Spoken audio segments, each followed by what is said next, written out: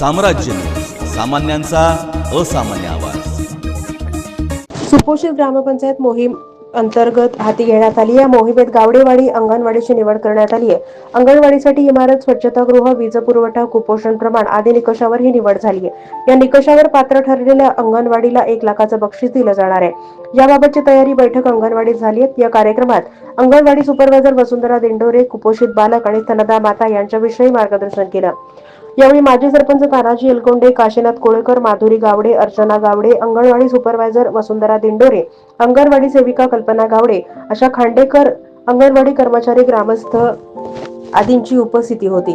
ते जर सतत आपल्या अंगाजवळ आपण ठेवलं, मुलांच्या अंगाजवळ जर दिलं तर काय होतं, मुलांना वेगवेगळे रोग जळतात, मानसिक विकार तयार होतात. कंटिन्यू बघा तुम्ही, ते मूल इकडे तिकडे बघत नाही, कंटिन्यूस सर्फिंग करत राहतात, स्क्रोल करत राहतात. तुम्हाला स्क्रोल करायला जेवढं जमत नाही ते मुलं तेवढं फास्ट करत राहतात.